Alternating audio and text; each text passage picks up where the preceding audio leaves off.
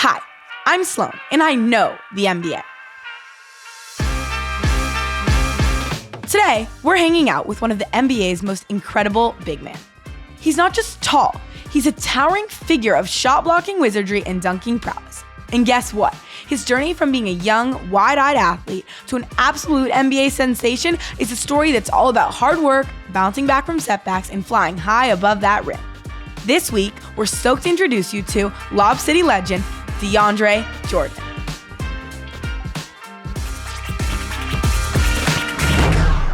So DeAndre, as you know, Halloween is coming up. I'm very excited. I feel like for a teenage girl, that's like the best time of year for sure. Yeah. And I want to know, if you could dress up as one NBA player for Halloween, who would you dress up as? Ooh, that's a really good question. If I could dress up as one, past or present? Past or present? I'm going to go with Portland Trailblazers Bill Walton. Okay, and what would you wear? I mean, obviously like shorter shorts, jersey, hair, beard, headband, high tube socks. I think that'll be kind of my uniform that day. Okay, I love that. And can you take us through, like, have you ever seen someone dress up as you, and what did that costume entail? So one year, my brothers and I, as adults, dressed up for a Halloween kind of party deal. I went as have you seen Cool Runnings? It's like the Jamaican bobsled movie. No, I feel like my generation like hasn't seen any movies. Anytime anyone asks me, have you seen a movie? I'm like, no. Oh yeah, I went in this like, I went as that, and my brother was kind of like being lazy, and he was like, "Can I wear this?" And I'm like, I check and see, and I was like, "Oh wow, this is my full uniform." I was like, "So sure." So he wore my Clippers jersey, shorts. He bought an NBA basketball with him, and that was his costume for the night. All right, so I'm 16 and I just turned 16. So this will be my first episode of Sloane Knows as a 16-year-old, which is really exciting. I think you should be very flattered that you get to be on here for that. I really appreciate that. You know, Sweet 16. I'm on the show for this, and I do feel humbled to be a part of this. So thank you. Well, thank you so much for being here. So at 16, what were you like as a basketball player? Wow, I was just figuring out how to run and chew gum at the same time. So it was very, it was a learning experience for me. But I think that at 16, I was trying to just take in so much information, but also still have fun with the sport at the same time. So it was a fun time. For sure. And then I want to know, also at 16, other than being a basketball player, this is the age, when you get your license. In Texas, what was the vibe there? Like, did you get your license just at 16? Did you wait? What was going on? Well, I wanted to drive as soon as possible. So we would do things like my mom would get to our street and then let me drive down the street and like park in the driveway. So Yes. those were like great times. And then some days I was like, "Can I drive today? Can I drive today?" And she was like, "Not today." And it was like the world was ending for me. But it was it was great. But I had got the whole permit, driver's ed. I did that, and I took my driver's ed test in a Toyota Corolla. Love that. Okay. 2 other students, so and I felt bad for them because I had to put my seat all the way back, so there was like no leg room. I was just going to say, how did you fit? Yeah. At 16, how tall were you? I was about 6'9", 6'10". Wow. Okay, I'm just 5'4", so hopefully I get a little bit of that growth spurt, but. I was about to say, growth spurts for girls come in late, so you're good. Don't even worry about it. It's fine. Okay, hopefully. Fingers crossed. But so you passed first time? Of course. I had a little illegal practice early, like I was saying, but I did pass. Because I was a big 10-2. I was, but once you get on the freeway, that's a different beast, By the way, this is shocking. In my driver's ed, everyone kept saying to me it's 10-2. Yeah. And it's not 10-2, actually. I think now it's like 11-3 or something weird like that. Oh, wow. So like I hold it like a little bit differently, which is really interesting. So yeah. So it's like more middle steering wheel kind of, huh? Yeah, which is also funny because I don't think I can tell time on a clock. Like I don't know the last time I had to tell time on a clock. So I'm like, 11-2. Like, I don't even know what that means. I'm just putting my hands wherever. Yeah, it's But let's move on. Now that you can drive in this, like, when we're thinking back at you being 16, that's big in your life. Now that you can drive, I feel like you can grind more. You can go to the gym more, etc. So what was your high school, I made it moment? Or when were you like, wow, I'm going to make it to the league? Oh, wow, that's tough. Well,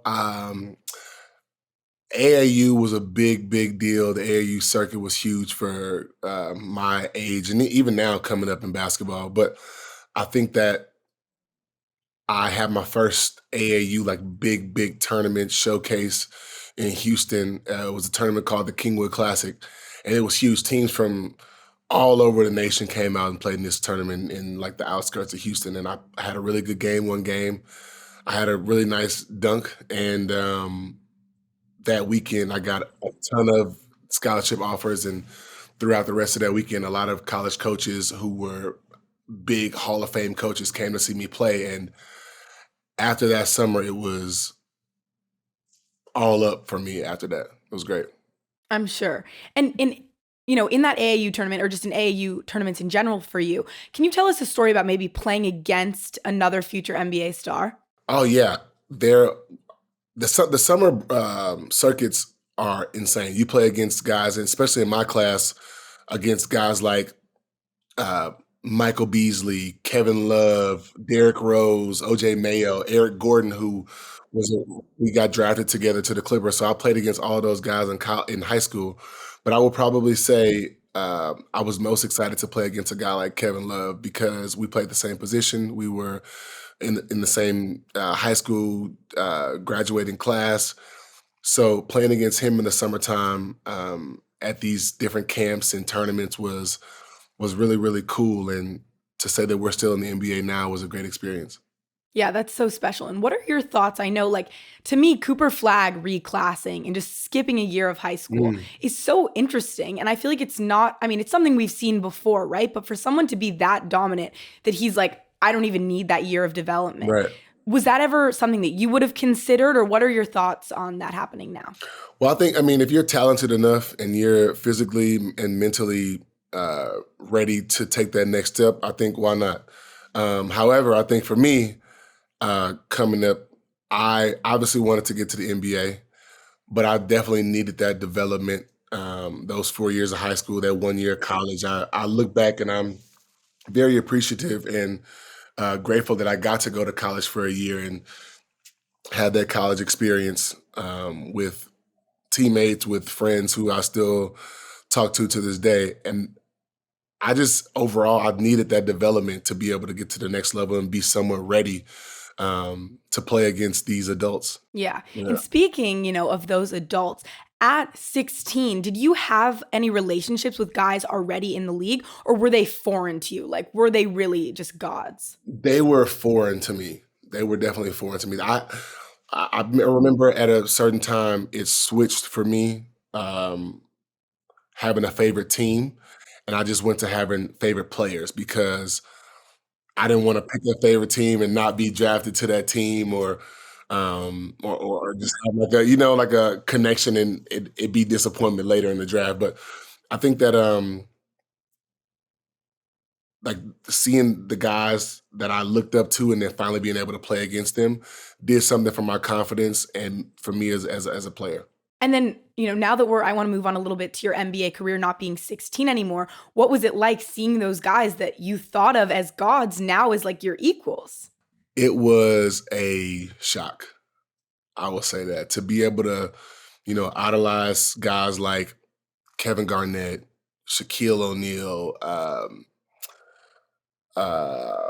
trying to think who else, like Shaq, guys like that, and then actually be like LeBron, seeing him in high school, Carmelo Anthony, guys like that, and then to be able to play against them and be like, wow, this is not just I'm looking at this person's highlights, like this is happening real life game time situation. So it was shocking at first, but then after a while you kind of have to go into okay, like I can't look at it that way. I have to focus on competing against this person, Yeah. you You know? have to lock in. Yeah, you have to lock in. And it was an adjustment, but a good one. Yeah. I mean, of course, I'm not like a 6'10" basketball I mean, not prospect, but I yet, can not relate to yet, that a little not yet. bit because, well, yeah, we never know. Maybe something crazy will happen. But I can definitely relate to that because what I always say is that I think like I've been so lucky to make relationships, with people like you and be able to talk to these amazing athletes. And whenever I see an NBA player on the court, my whole perception changes. Yeah. Like, I interviewed Chris Paul in a classroom at UCLA.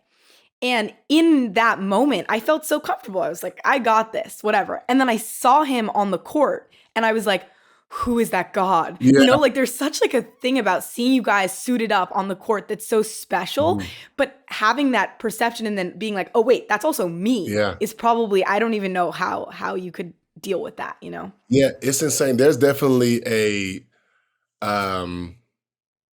like a on and off switch, or like it's almost like two different worlds, to be able to have that separation of this is me off the court, chill, no kind of, and like intensity. I'm just relaxed. But then on the court, it's a totally different thing because the competition aspect kicks in, and you know, sports, they take you through so many different emotions, and you see guys, the physicality of the game, the intensity of the game, the seriousness of the game at times.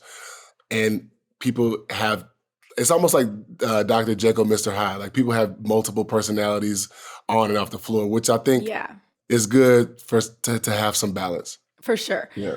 So speaking of, your time in the league, what was your welcome to the league moment? Ooh, wow. I think that I was in the weight room as a rookie. This is I've had plenty of these because I came into the league at 19, but like I was saying earlier, like Dirk was one of my favorite players coming up also. And we were playing against the Mavericks, and I was a young player. I wasn't really playing a lot.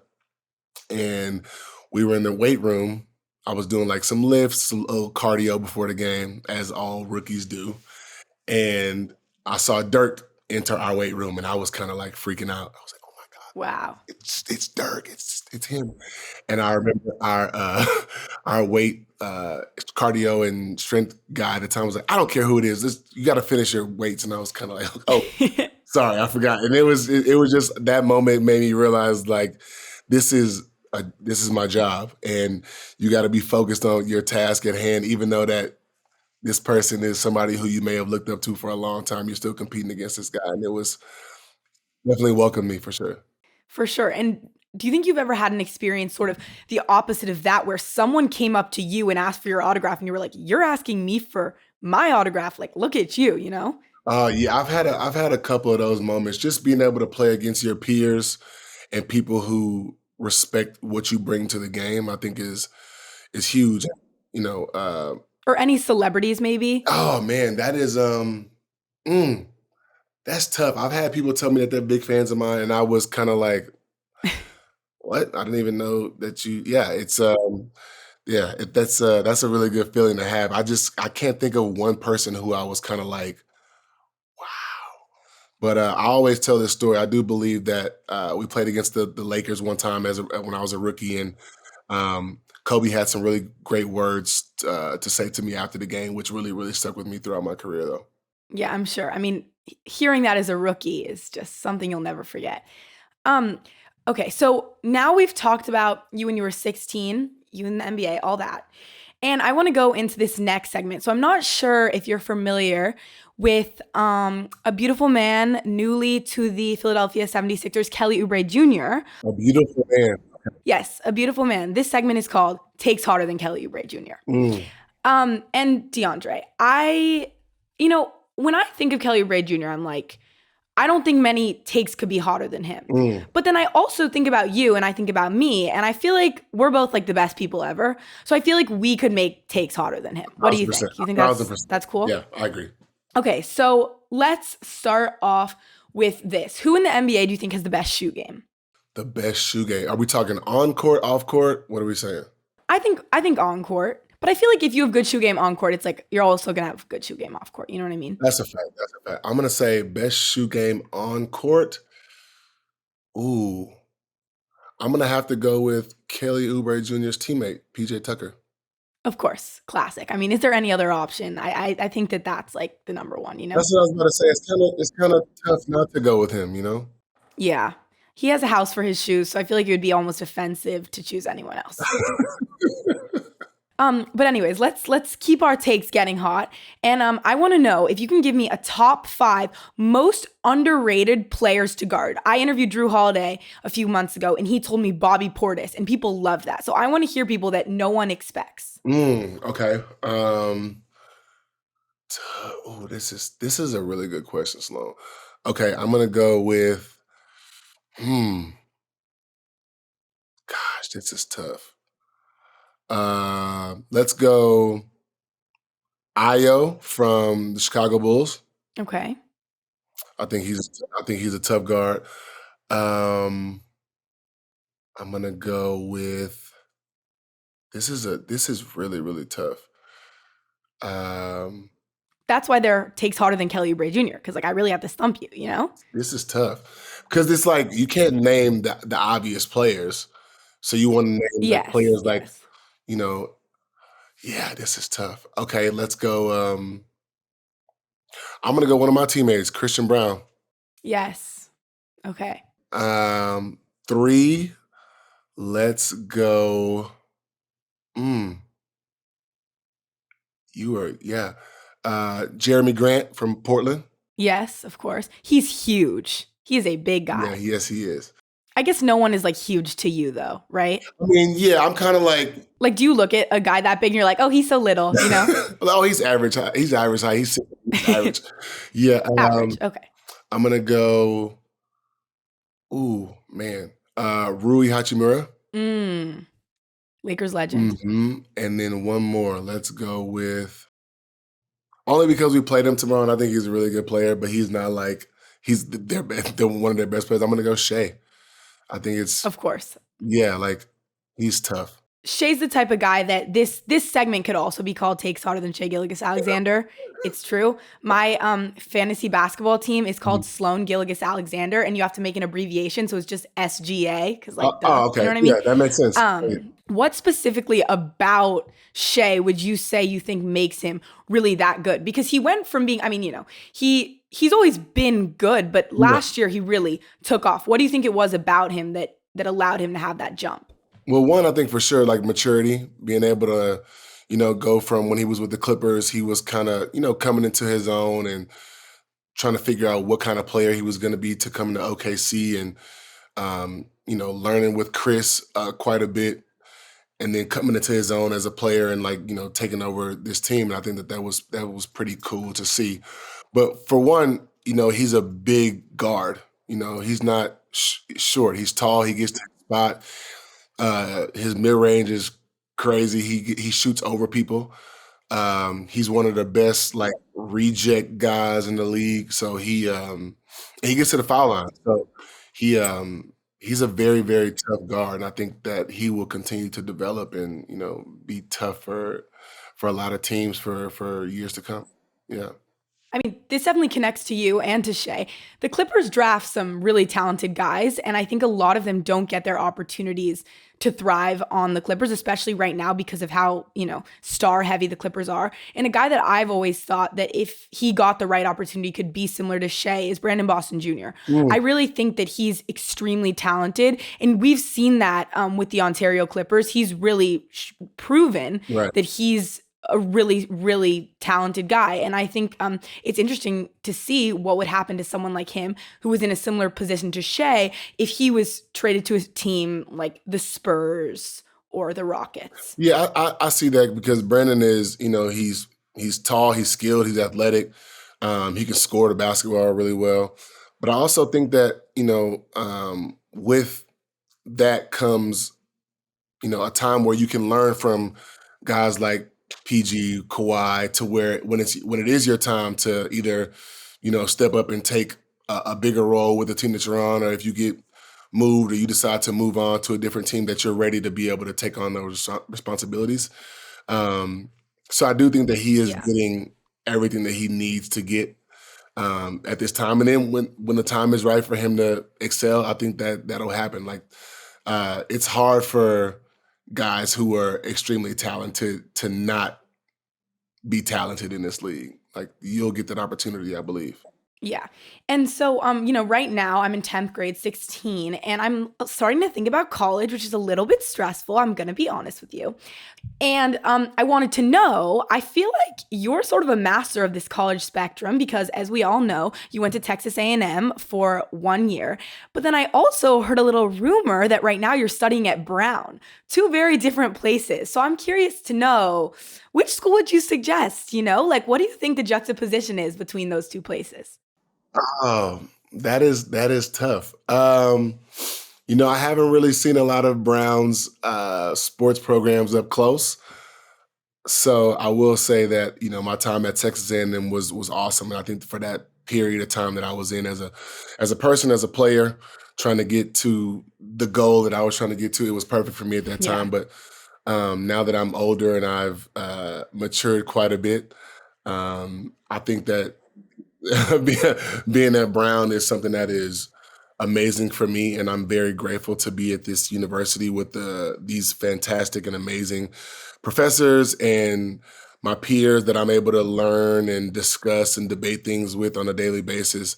And classmates that I consider friends at this point in time. And I think that it's great to be able to have those relationships and do it at a time where I didn't think I was going to ever go back to school. Yeah. Well, before we move on, I just want to clarify, you'll get me that letter of rec, right? To Brown? Oh, You'll no write question. that for me? Absolutely. Okay, thank Yeah, you. for sure. I just want to make sure, before we move on, I got that down. Okay, cool. Thank you. Sure, whatever you need, well, you know that. I want to move on to this. So, Wemby. Let's talk about Wemby, right? It's been a few games for Wemby so far, and he has been special. It's been a pleasure for me to watch. I've never seen a more dominant person in my life. It's really so cool. And I want to know, as someone who's also pretty tall and big, are you going to try to dunk on Wemby? And if so, how would you approach that? I think at this part of my career, like I've had a lot of dunks, and like, why not? I'm sure he's going to try to block everything that comes into the paint. He's going to try to dunk on everybody. So I think as a competitor, like, you're definitely going to try to do these things because he's going to try to do these things too. So it's something that you can't go up against a guy that big who is, playing some great basketball at this time. He has a great, I feel like, knack for the ball. His timing is really good. So with him, you got to go to the basket aggressively, or if not, like, it'll get set out there.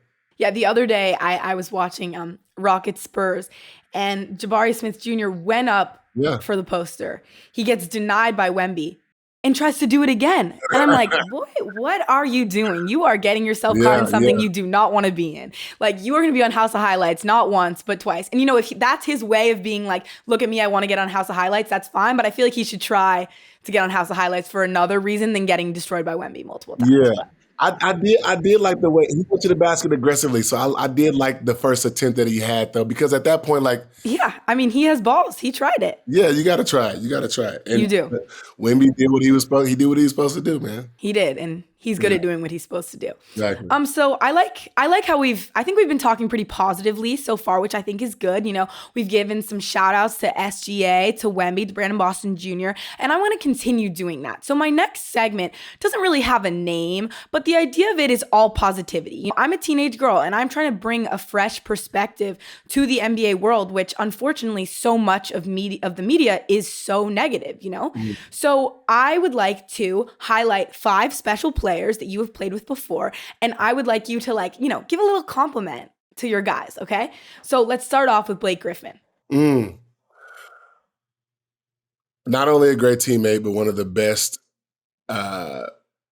in-game dunkers and athletes that I've ever been around in my entire life. That is the truth, and a guest on Sloane Knows. So it adds up why he's so good, Yes. Yeah, crazy, right? Next up, CP3. And before you give him his compliment, do you know that I have now had the whole Lob City trio on Sloane Knows? I don't think many teenage girls can say that. I'm just going to be real. I don't think many teenage girls can say that. That is very true.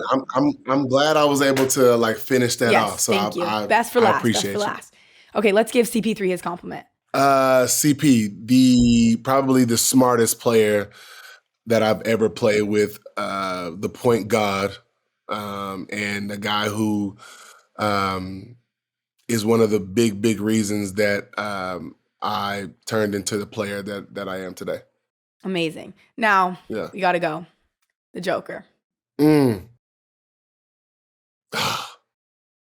Speechless. Oh, yeah. I mean, like, Nikola is great. Yoke, he like one of the most selfless guys I've ever been around, on and off the floor. He truly loves, making his teammates better and winning basketball games. And I think that when you are, the best player on the team and you have that selfless attitude, that it's truly contagious. And he's a joy to be around. Yeah, and does he like basketball? Like, I'm confused. Does he like basketball? Does he not? I'm confused with what's going on. Listen, I hear this quite a bit, and I think that it's okay to be able to have an off button from basketball at times. Basketball is what we do; it's not who we are. And I think that having other hobbies can help you stay sane throughout your career in the NBA. So, if he likes to not pick up a basketball for a month or two, if he wants to ride horses, if he, if like that's fine as long as, but I mean, I think that, even when he does take a break from basketball, he comes back and it's like he hasn't taken a break from basketball. So Yeah. I think that he's just fine. I think so too. By the way, I know why you're going to Brown. Your comments are so deep. I'm like, wow. I'm like getting overwhelmed by the intelligence. Hey, you know what? I'm getting you ready for the curriculum that you're gonna be, take in like 2 years. Okay, well, prayers, fingers crossed again. Okay, next compliment is to Jamal Murray. Ooh, man. Jamal is just, first of all, Jamal's Canadian, so he's a very nice guy to be with. Of course. Does he say sorry like in the Canadian way? Sorry. Yeah, exactly. That's sorry, okay. yeah. Love no, that. Jamal, I think is one of the most relentless guys I've been around. Obviously, he went through a very tough injury during a tough time, and he fought his butt off to get back and, led us to win a championship last summer. And just his fight alone and the type of mindset that he had to get back, like that was awesome. Yeah. For sure. And I want to move on to another guy on the Nuggets that every time I watched either the Nuggets play or the Clippers play, I always saw this guy and I was like, I feel like no one talks about how good he really is. And that guy is Reggie Jackson. And I'm curious if you have a compliment for Reg.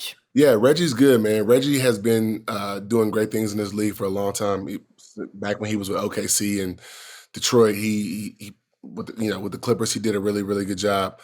And I think that, to be able to play in different spots in this league, whether it's coming off the bench, being a starter, and being one of the main guys, to coming off the bench again, his value is so big for what he does for multiple units. And it's really great to have him back this year with us. Yeah.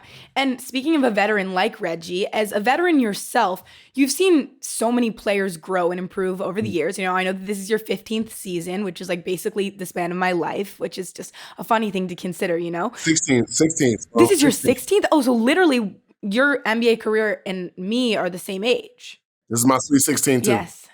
Happy. Now your career can get your license. That's crazy.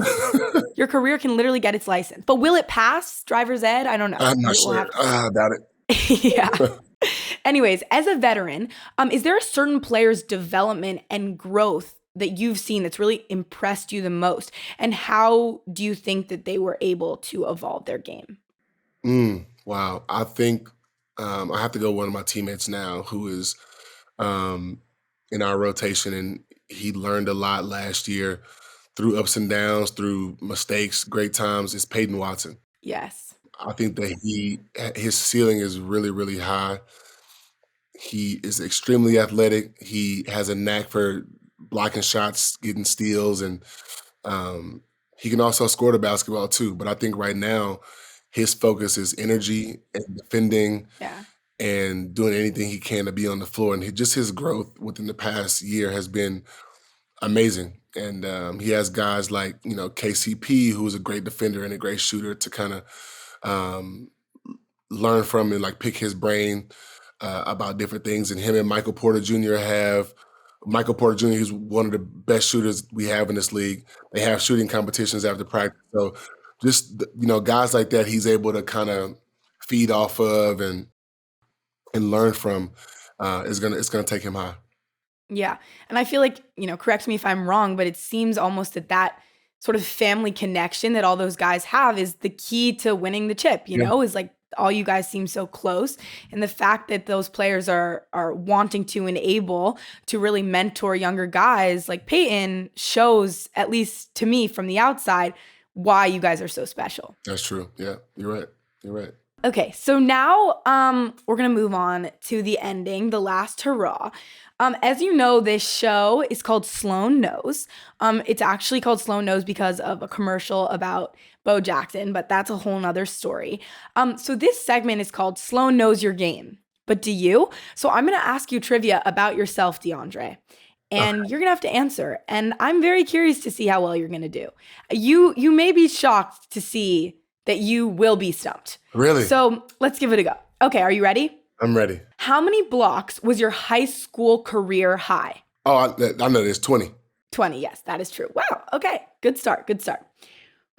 Okay, so DeAndre, shockingly, you were drafted in the second round, 35th pick. Mm-hmm. Who was drafted the 34th pick and who was drafted the 36th pick? Can I know the team names? I think that's cheating. I can tell you. The guy drafted above you had a good career. The guy below you is Turkish, I believe. Those are my two hints for you. Because I'm not I can't, you know what I mean? I need you to grind on this. Oh, I think the guy before me was Mario Chalmers. Yes, that is correct. Okay. Yeah. Now, the one after you, I'm sure he had a great career. I'm going to be honest. At my ripe age of 16, I have no idea who he is. So I want to know if you do.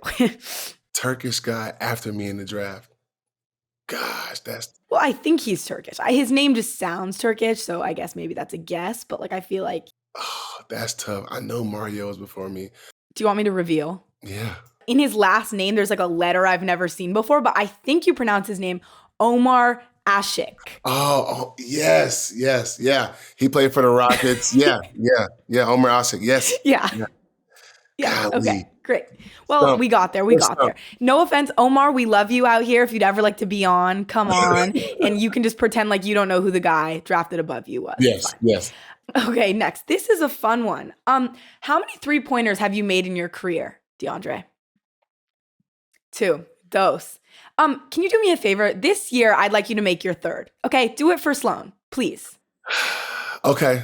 All right, Sloane. I will consider doing that for you. Thank you. And maybe just to make it perfect, you can do a little heart after. Okay, so you'll know that's for you. When I make it, I'll go like this. Exactly. All right. Okay. When I was in 8th grade, or no, 8th grade was 2 years ago. I meant 5th grade. Wayne Ellington was in the 3-point contest, and I told him if he won to do this celebration for me. And he didn't win, but my thought is that if he won, he would have done it. Okay. Or maybe he just didn't win because he didn't want to do the celly for me. You know, I think people are oh no, he would have never done that. I'm no, it's just because he lost. Yeah. I'm telling you, if he won, he definitely would have done that for me. But please make my dreams happen better than Wayne Ellington and do the heart and hit that 3, DeAndre. If I hit a 3 this year, I will do it. Be ready. I can't wait. This is that will be good viral content. So good. Now, okay. So, what was the lowest free throw percentage you've ever shot, and what was the highest? The highest was, I believe, when I was in Dallas. It's 72.4, 71. A little generous, 70.5. 70.5. I was rounding up. You were. Yeah, sorry. It's okay. And the lowest, oh my gosh, Sloane.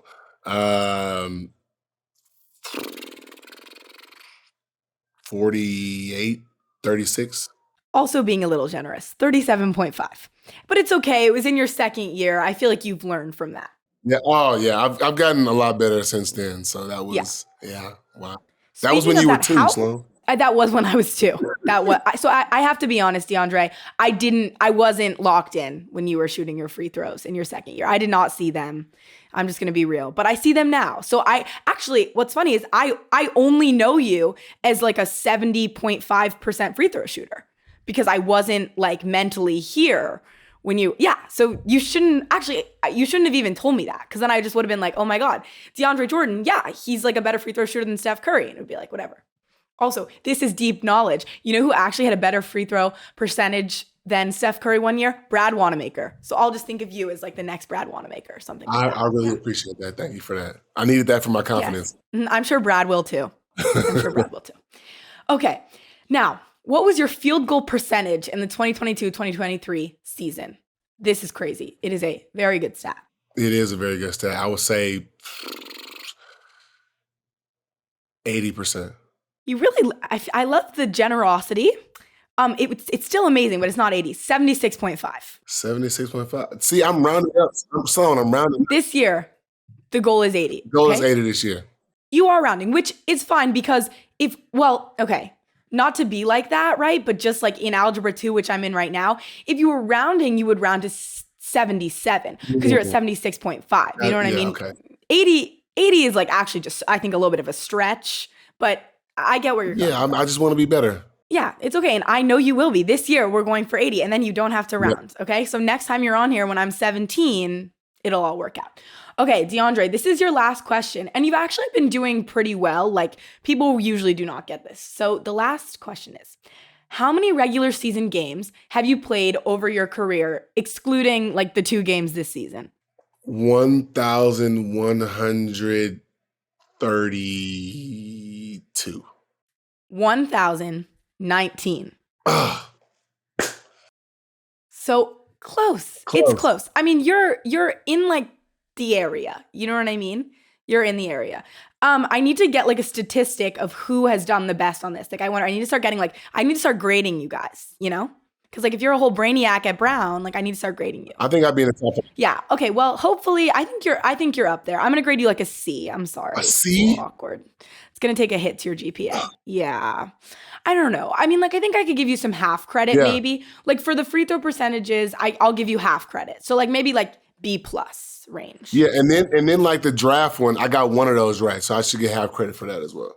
So like I'll consider. I'll let you know. Okay. Thanks. Okay, great. Well, anyways, DeAndre, it has truly been my pleasure having you on here. I think we're like low-key now best friends. And I also think that I'm maybe like making you a better player. Like you're going to hit a 3 and hit me with that heart celebration, and we're all going to know where it comes from. So thank you so much for doing this. I really appreciate it. Thank you, Sloane. Thank you so much. And good luck. Get your license. Of course.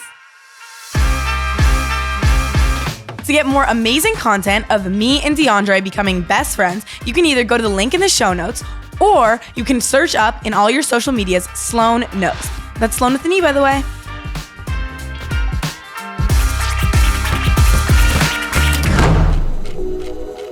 From Jam Street Media.